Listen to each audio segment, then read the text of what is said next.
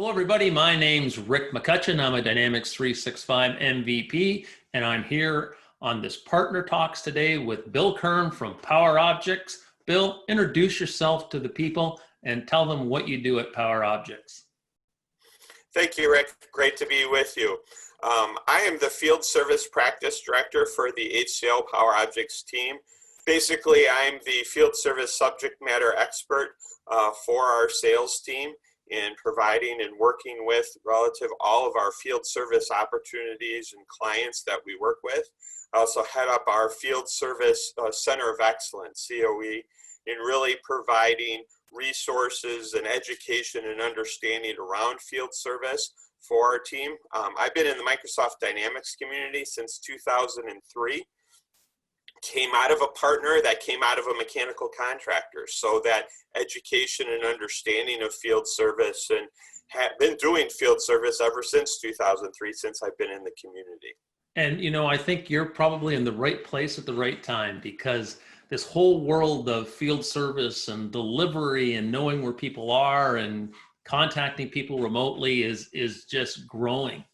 And when I talked to Ben Vollmer from Microsoft, he was telling me that sort of the connected IoT market is even going to cause the field service market to grow substantially.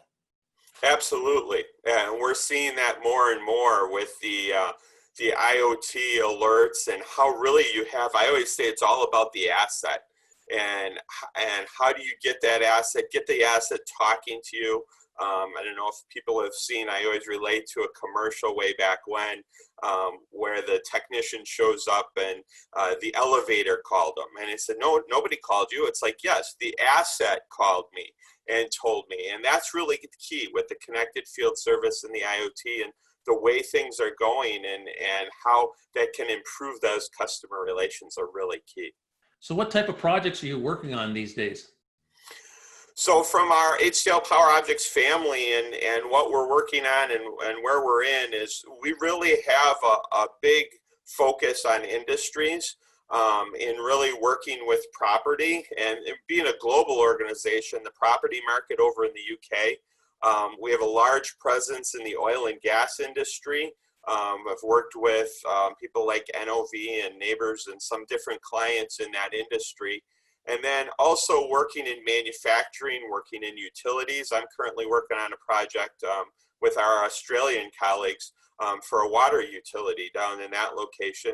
And then continue to work with manufacturers, also working with retail and some of those organizations that are helping more business to consumers in what they need to do to get those technicians out in effective and timely fashion and can increase this customer satisfaction from a consumer standpoint.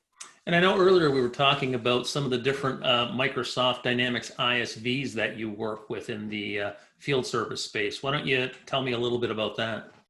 Sure. With the ISVs, when you think about it and you think about those different ways to go about if it's business to business or business to consumer with those different ISVs, we work with a lot of ISVs relative to think about fleet management and really how you're managing those technicians and the trucks that they're using, making sure those technicians are driving safely in what they're doing and also the trucks themselves, that they're being maintained. So thinking about that, we also think about when I always say when you talk about field service, you think about kind of blends with financials, and you get more business to consumer, and you have to process invoices out in the field. So you think of an Avalara for sales and use tax, so calculating the tax and thinking about that. You also, the one that comes along really when Field One got acquired by Microsoft with Resco, with mobility and all the things that they have for features and functionality with mobility being key. And then finally with Glimpse, and Glimpse is great. The society and what we expect and understand from the Uberization is what I like to call it, for how the expectation of when is my technician going to arrive. Those old days of saying, I'll give you a 2-hour window or 3-hour window. And really with Glimpse to be able to say, where is my guy? When's he coming? Oh, he's still at his other appointment. but I know he's 20 minutes away. Okay, I'll get ready because he's going to be coming and can see the little icon moving and things along those And lines. that's really important in this day and age because, if it's in a corporate environment, we've got to get ready to take this person in, or they may have a security sequence that we have to set up for them before they can come into our premise. Absolutely, absolutely. And that you think about COVID and you think about those days of the preparation and making sure we understand when they're going to arrive and do we have it, and even educating the technician to say, make sure you check in with the front desk and you're leveraging certain things. But when is this person going to be here, and who needs to be prepared and set so that we can receive them properly? So you're doing a current project with Glimpse. Can you talk a little bit about that scenario? Sure. We're working, when you think about a little bit more from that business to consumer type of scenario and things like that, we're working with a large organization that does residential technician maintenance and installation for those residential clients. So you think of, a lot of people think of like the cable company coming over, but these guys really, what they'll do is anything network wise. So installing cable, installing audio theaters, those home theaters you think about that are really great and big, or even people that don't have the expertise to just set up their Wi-Fi networks or other things that are there, as well as they're looking for a good service organization that can help them relative to appliances and appliances installation and appliance repair. So this is a company working on both B2B and B2C calls? They are, yeah, and really helping either B2B or B2C calls with their customers. And how are they using Glimpse? So a lot of times what we're really talking about is what we had mentioned earlier, in really helping those clients understand the arrival of those technicians, to be able to alert them and see that, to increase that customer satisfaction and education of when that technician will arrive and see when they will arrive, so they can plan accordingly and be ready for what they're doing, and they're not sitting there for those 2 or 3 hour windows or just waiting. We think nowadays, like consumers and stuff, a lot of us are working from home because of COVID, but saying, okay, I know this guy's around the corner, so I need to get off this meeting, or I need to prep my facility, and making sure that the person's going to arrive and go through the proper protocol before they can go in and do the work they need to do. Excellent. So are they also going to be using any of the analytic data that's driven from field service and Glimpse? Sure. When you really take it and you understand and saying, what's your SLAs, what's your response time, and how are we doing? Are we going over on a number of appointments? One of the keys with field service, with Glimpse, with what you're doing, is saying, how long are certain appointments going and taking?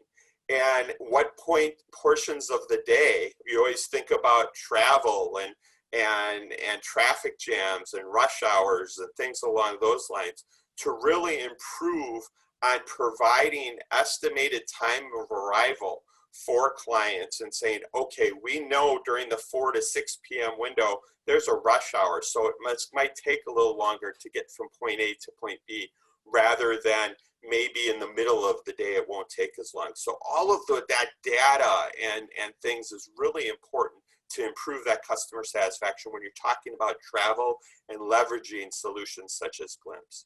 So, when we talk about field service, I kind of get excited when I start thinking about, the HoloLens and virtual assistants and all that type of thing. What do you see coming in the future that you're excited about, that you're going to be working on?